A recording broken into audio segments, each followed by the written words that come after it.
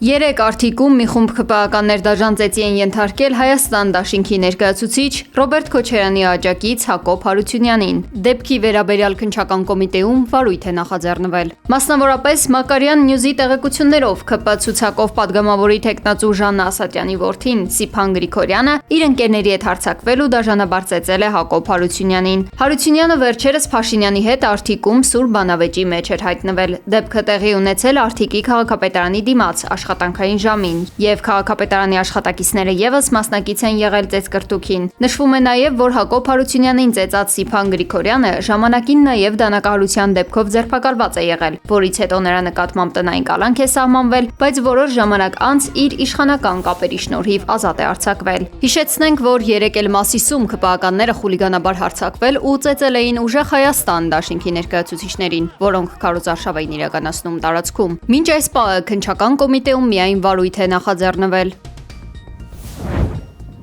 Դատարանը 2 ամսով կալանավորել է Ուժեղ Հայաստան դաշինքի անդամ Ալեքսան Ալեքսանյանին։ Նրան քննչական կոմիտեն մեղադրում է ենթադրաբար բազմաթիվ անձանց նյութապես շահագրգռելու եւ առանձնապես խոշոր չափերով փողերի լվացման համար։ Փաստաբանների խոսքով տեղի ունեցողը ոչ այլ ինչ է, քան քաղաքական հետապնդում։ Մեր վստահորդի արարքում որևէ հանցագործության հատկանիշներ առկա չէ եւ այս ամեն ինչը ուղղակիորեն քաղաքական հետապնդման հերթական դրսևորման ձևերից է։ Բոլորին հայտնի է, որ մեր վստահորդը ուներ շատ մեծ աջակցություն Ուժեղ Հայաստան կուսակցությունների դաշինքին եւ այս ձևով փորձում են լրացնել մեր վստահորդին։ Ես կարծում եմ դա օբյեկտիվ չի, իրավաչափ չի եւ օրենքի հետ որևէ կապ եւ առնչություն չունի։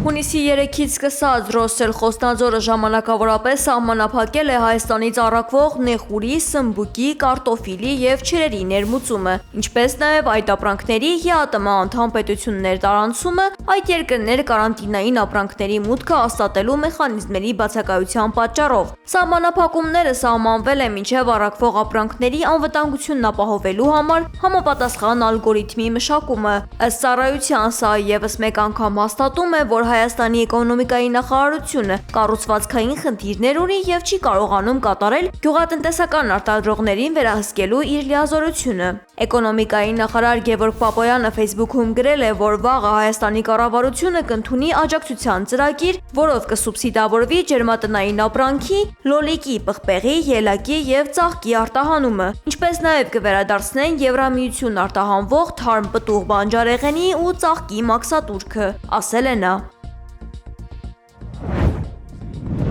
Ռուսաստանը հույս ունի, որ Հայաստանը պատմականորեն ճիշտ ընտրություն կկատարի հօգուտ Ռուսաստանի հետ եղբայրական հարաբերությունների ամրապնդման, հայտարարել է Ռուսաստանի փոխարտգործնախարար Սերգեյ Ռյաբկովը։ Նա նշել է, որ իրենք ակնկալում են ընտրություն հօգուտ Ռուսաստանի հետ ավանդական խորը եղբայրական հարաբերությունների ամրապնդման, ինչից իր համոզմամբ հայ ժողովուրդը միշտ միայն կշահի։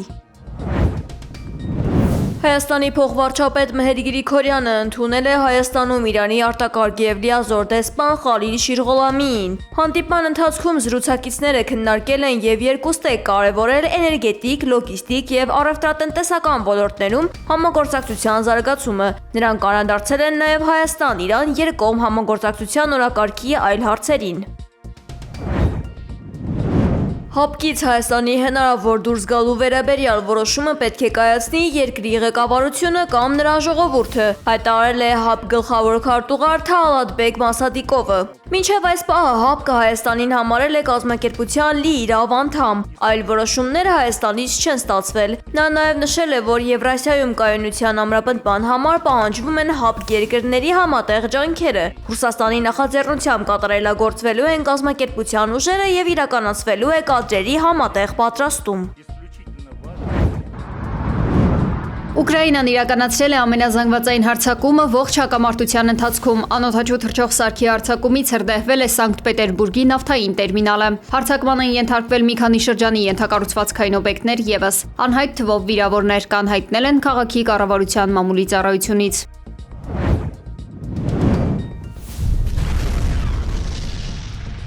Ուկրաինական ԱԹՍ-ն Յենա-Կիևոյում հարձակվել է Մոսկվա Սիմֆերոպոլ երթուղային ավտոբուսի վրա։ Նախնական տվյալներով զոհվել է 7, վիրավորվել 11 մարդ։ Կադրերում երևում է ուկրաինական կամիկաձե անօդաչու թռչող սարքը, որը միտումնավոր թիրախավորում է քաղաքացիական անձանց տեղափոխող մեքենաները։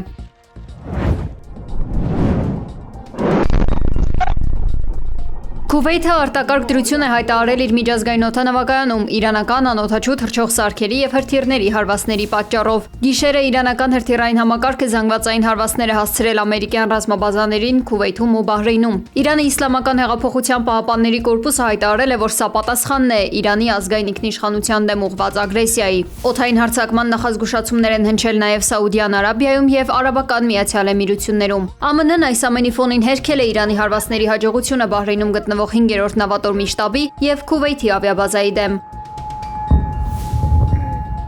Ավելի ուշ նաև հայտարարվել է, թե Քուվեյթի բազայի դեմ իրանական դրոնների նոր ալիքը նույնպես չի կարողացել խոցել նախատեսված թիրախները։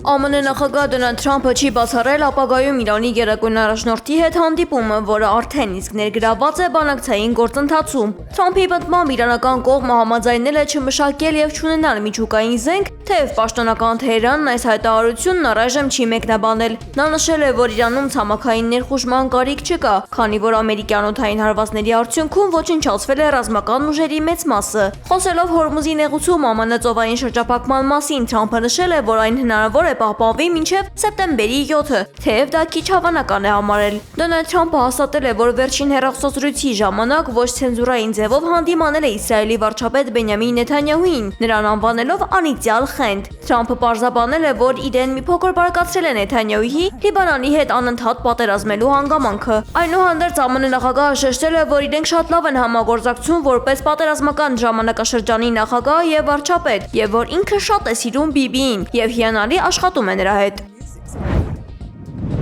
ԱՄՆ դաշնային իշխանությունները լիկվիդացրել են անդրսահմանային թմրաթուներ եւ առգրավել շուրջ 45 միլիոն դոլար արժողությամբ ավելի քան 1 տոննա կոկային, հայտնել է Կալիֆոռնիայի հարավային օկրուգի դատախազությունը։ Ստորգետնյա անցուղու երկարությունը կազմել է մոտ 589 մետր մեքսիկական Տիխուանա քաղաքից մինչև Կալիֆոռնիա նահանգի Սան Դիեգո քաղաքում գտնվող խանութներից մեկը։ Անցուղու պատերն ամրացված են եղել, այնտեղ կային ռեսել, օդափոխություն եւ էլեկտրականություն։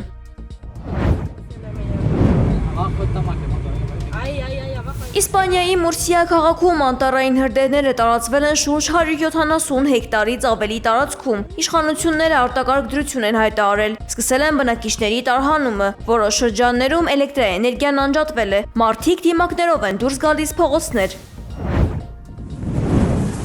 Ճապոնիայում գրանցվել է վերջին շրջանի ամենահզոր թայֆուններից մեկը։ Չանմի թայֆունի հետևանքով երկրում առնվազն 23 մարդ է տուժել։ Աղետի պատճառով շուրջ 48,000 տուն մնացել է առանց էլեկտրամատակարարման։